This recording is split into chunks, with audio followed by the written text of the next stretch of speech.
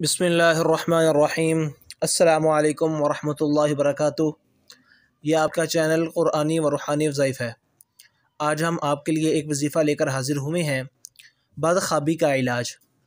वो बच्चे या वो अफराद या वो ख़वातीन जिनको रात को ख्वाब आते हों, बहुत डरावने ख्वाब, या उनको बहुत ज़्यादा ख्वाब आते हों ऐसे ही झूठ मूठ के, जो हकीकतन सच नहीं होते, जो शैतानी ख्वाब होते हैं,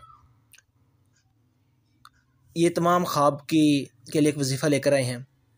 वजीफ़ा शुरू करने से पहले अगर आपने हमारे चैनल को सब्सक्राइब नहीं किया तो प्लीज़ आप हमारे चैनल को सब्सक्राइब कीजिए और हमारा ये चैनल अपने फ्रेंड्स और फैमिली मेम्बर्स के साथ ज़रूर शेयर कीजिए, ताकि जो हमारे भाई और बहनें इस मसाइल में, इन मुसीबतों में मुब्तला हैं, वो अल्लाह ताला उन तमाम को और हम सब को इन तमाम बीमारियों से शिफा अता फ़रमाए।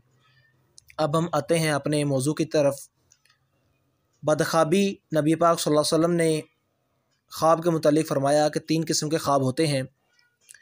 एक वो ख्वाब होते हैं जो शैतानी होते हैं, दूसरा वो ख्वाब होते हैं जो सच्चे होते हैं। ये जो बदख्वाबी है ये शैतानी ख्वाब होते हैं।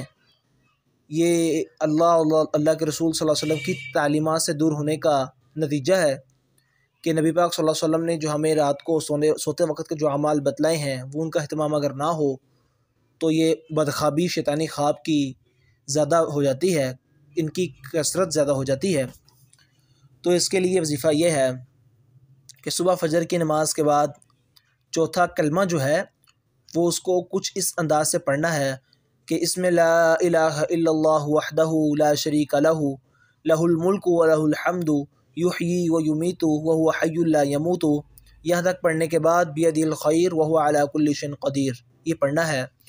अबदन अबदा ज़ुल जलाली वल इकराम, इसमें इसको छोड़ देना है, नहीं पढ़ना।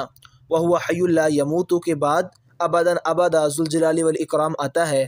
इन 4 अल्फाज को यानी अबदन अबदा ज़ुल जलाली वल इकराम इनको छोड़कर बियदिल खैर व हुवा अला कुल्लि शैइन क़दीर पढ़ना है।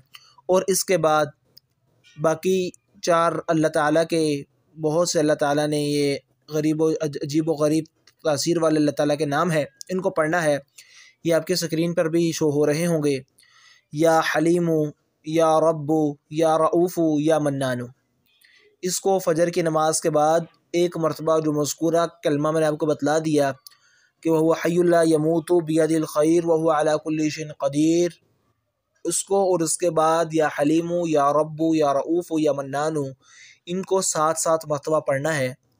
और अगर आप चाहते हैं कि इसकी वज़ाइफ़ के तासीर में असर ज़्यादा हो तो जो आदमी जिसको बदख्वाबी ज़्यादा होती हो, अगर वो छोटा बच्चा नहीं है, बड़ा है, तो उसको चाहिए कि किसी एक दिन का रोज़ा रख ले और रोज़ा रखने के बाद इस वजीफ़े को खुले आम पढ़ना है। इंशाअल्लाह अल्लाह ताला बदख्वाबी से निजात अता फ़रमाएंगे।